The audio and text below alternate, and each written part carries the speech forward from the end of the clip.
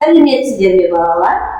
Бүгін мен болашақ бөбек бақшасының тәрбиешісі Райбекова Айшан Каменовна және менің тәрбиеленушім Кеңес Айлана. екеуміз магнитпен зерттеу жұмысын жасаймыз.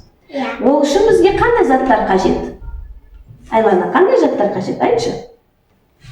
Магнит, су, әртүрлі заттар, қағаз,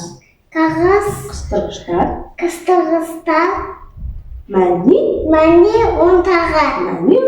Жарайсың. Ендеше әртүрлі заттарды пайдаланып, магнитті алып, магниттің қандай заттарды өзіне тарта алатынын көрейік, кәнекей.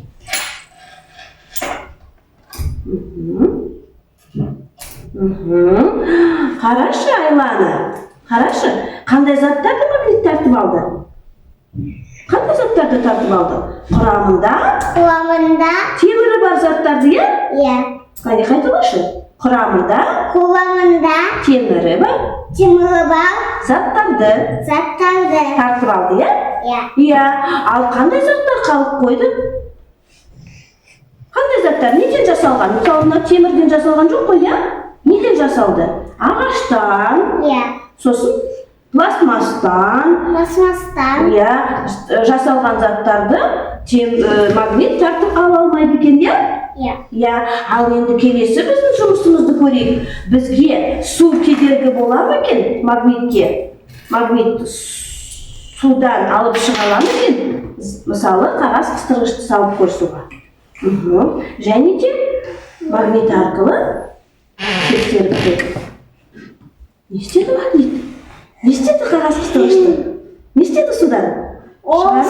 Шығарып алды, иә? Демек су оған кедергі болған жоқ. Ендеше біз оның тағын пайдаланайық, кәнекей көрейік. Мәнен тағын кәнекей көрейік. Мына қыстырғыштарды салайық ішіне. Көмектесейін саған.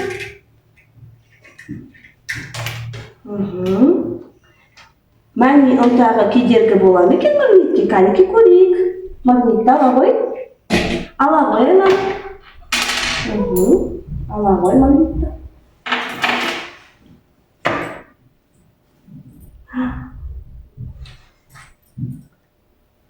Қандай тамаша, көрдің бе, Айлана? Магнит не істеді? Мәнен ұнтағынан қағаз қыстырғыштарды өзіне тартып алды, иә? Саған ұнады ма? Осындай зерттеу жұмысы. Ұнады ма? Назарларыңа балалар, көп рахмет.